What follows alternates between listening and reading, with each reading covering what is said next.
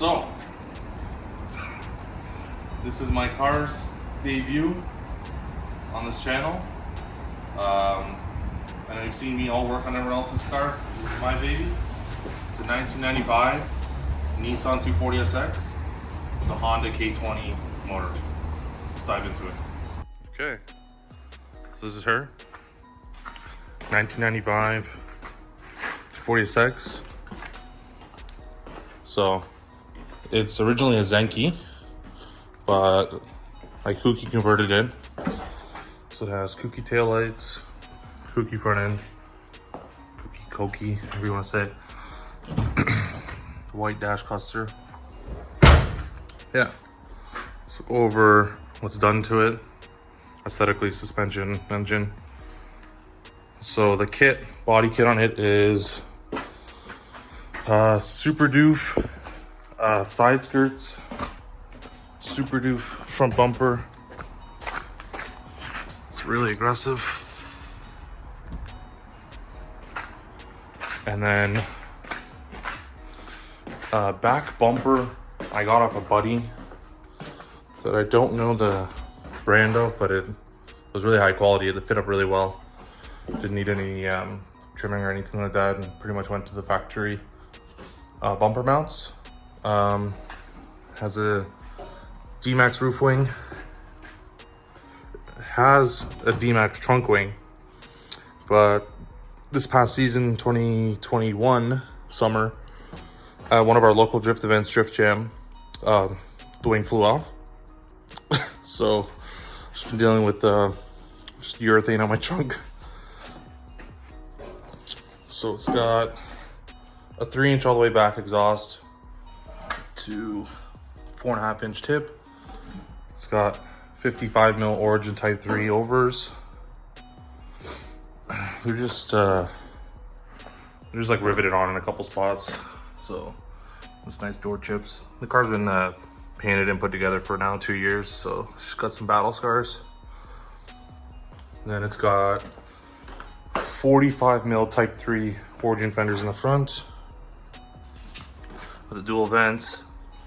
Skirts are held on with Zeus tabs, Zeus, whatever you want to call them. They're like the quarter turn fasteners, so when I need to put the car on the hoist, they come off really quick.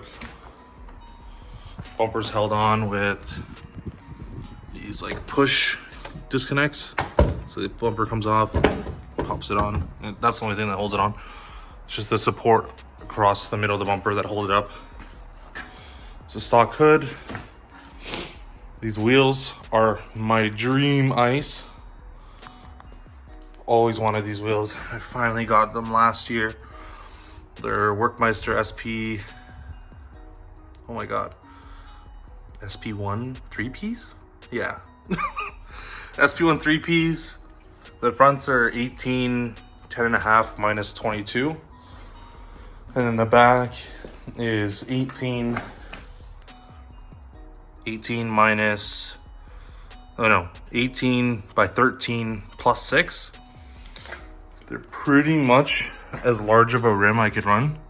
I didn't choose these specs. I got them secondhand. They're actually originally 50120, but I had them re-drilled to 50114 to fit the car. So the back tires are a 315 35 18 Nankang AR1.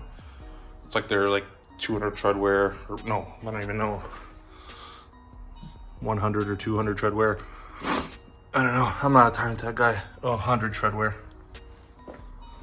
So they're pretty good on the street. The rain's a little sketchy with them. Look inside now.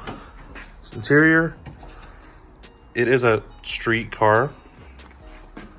So I still got factory door panels. The alarm still works on the car. Power windows. It's originally an LE, so it had leather seats. It's got leather back seats. It's a full interior car. And so the driver's seat, because I'm pretty tall, is a Bride Gaze 2 carbon Kevlar. It's a reclining seat. And then people are probably gonna chirp me, but I got a fake Bride seat on the passenger side because I'm not about to spend $3,000 for a passenger sit on it. Again, since I'm tall, I have a 3-inch spacer with a quick release. Not because I'm not like a TikTok fiend where I like to ding my steering wheel all the time, but the quick release adds some length to the steering wheel to bring it closer to me, because the wheel would hit my knees when I was drifting. It's got just like a Amazon double din that has like Apple CarPlay. It's got DEFI gauges, boost, oil pressure, and oil temperature. That's the TF Works shifter. It's I guess their first run of them, so the super tall ones. Yeah, that's pretty much for the interior. It's pretty simple. Like, I wanted it to still feel like a street car in here, even though it doesn't really drive like one. I'll pop the hood.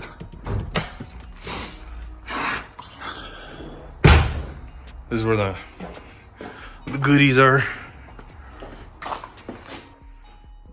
It has a Honda K20A2. So 2 liter out of a 2003 Acura RSX Type S. And it's got a big turbo on it. I guess, well,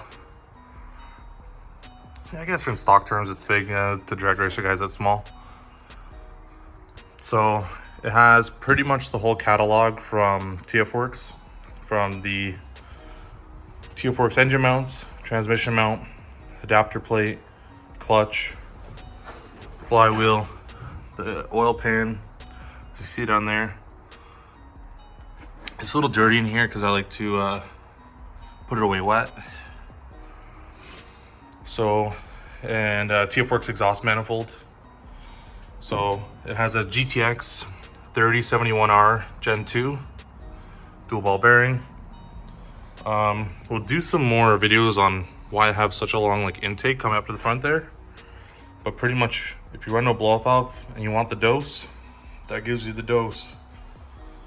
So it's got a 44 mil tile wastegate right back there. It's a screamer pipe right now. It sounds fine on the track, but street driving, it is super bait. I really can't get on the car at all. So we'll do a video on it later on once it comes out of storage, recirculating the wastegate back into the downpipe just to make it a little quieter. We put all these pie cuts together at my shop. I fabbed them up, tacked them well, I didn't tack them together, but my buddy tacked them together and welded them all, back purged all the pipes. The fabrication on this car is just gorgeous. I love it. And even on through the front bumper, you can see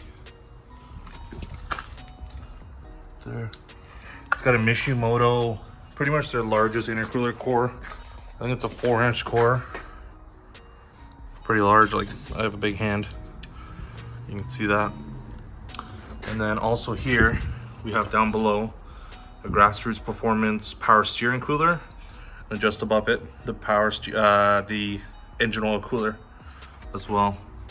Because this thing does live up in the revs, lives up around, redline's at 8,600. And it's pretty much there the whole time. The car runs a Honda K-Pro V4 with IDX 1050cc injectors, K-tuned rail, and then an AEM 340 fuel pump. And then I think that's a Fuel Lab or Fuel Safe fuel pressure regulator. That works great. Skunk 2 Ultra Street intake manifold that's been flipped. This has been modified extensively, so pretty much where you can see this weld here, we had to cut the throttle body flange off, flip that 180, and then also, if you can see on the runners there, the weld, we had to cut and flip the runners. So instead of the intake manifold curving down, it curves up to clear all the accessories, the alternator and the tensioner. It has the factory Honda power steering pump. That works great, feels great. ATI damper, K-tuned, what is this, idler pulley, EP2 style, or EP3. That's pretty much it. Like, it's a built bottom end, and the top end has valve train. The bottom end is Y-scope pistons and Manley turbo tough rods. And then I have Ferrero valve springs and Brian Crower titanium retainers. The car made, I have some clips that we have of the dyno. The car made on 94 pump gas at 16 pounds of boost, 440 wheel horsepower. and 360 foot-pounds of torque.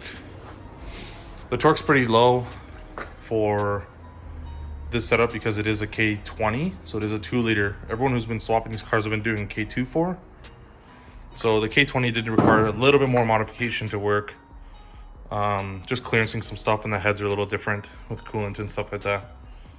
But the only gripe I have with this car right now is it runs great, it's very reliable. It's just that the engine mounts are a little brutal for street driving. I don't know what kind of rubber they use in the TFWorks mounts. I don't know if I'm gonna try and make my own receivers to go to an OEM mount or something like that. But I do want to put a lot of R&D this year into trying to get it more streetable. Just more comfortable to drive long trips and stuff like that. Last couple little things. It's got a coil dual pass end flow rad with the Mishimoto race fans. I think those are their 13-inch or 12-inch race fans. They run to like a dual relay setup right there because they draw so much amps. That's pretty much it. There's the oil cooler lines, the sandwich plate. That's pretty much it. She's a ripper though. We'll insert some clips obviously in this video to show it drifting. But that's pretty much it. We built this last winter. And this held up pretty good. Okay, so finishing off the front suspension, the angle kit that we have on it. It's a Villains angle kit, so it's a something 20mm extended lower control arm, and then their own like cut and modified knuckle. We have 300ZX front brakes, and then FDF curved tension rods. Just because of these big wheels, I needed more clearance. And then in the back, I have like all ISR caster arms or traction arms, toe arms, camber arms, but the knuckles are stock, so the axles are on a pretty bad angle. So I need to get PDF drop knuckles, and then also control arm bushings. They're pretty bad for my tire wear, so those are just some preventative things we have to get done before spring. And lastly is the tire size in the front is, where is it, 235, 40, 18, and these are 10.5s. 18, 10.5 minus 22. And that pretty much wraps it up. Rear size? Rear size? I already gave rear size in another video. Do you know your rear size? Do you know your rear gear size? What's your differential? I do know my rear gear size. Do they know? They don't need to know, that's How private. long's your drive shaft? How long's my drive shaft? Oh, and the drive shaft is made by Pat's Driveline, the local shop here. So it's a one-piece drive shaft from the BMW ZF6 speed all the way to the stock rear end. And the Guibo, you still have the Guibo, right? No, it's a steel Guibo now, so it's not the rubber Guibo. I tried to get the rubber Guibo to work, but just help the training last, because I heard they could be weak, these transmissions. It has a factory BMW clutch delay valve, which is just a small little orifice along the line. So that's pretty much it. Oh, the rear brakes, it's a stock handbrake. I know I said they could bend it, but it's not. It's a stock handbrake, but we have this StopTech slotted rotors with Hawk HB Plus pads. This is like the best stock handbrake setup that you could run. Like, I don't feel like I ever need to get a hydro. Like, it's still nice where if I park, I can still use the factory brake, and then also like it locks up really good on the track. Just requires like 5 seconds of warm up. Well, that's it. Ciao.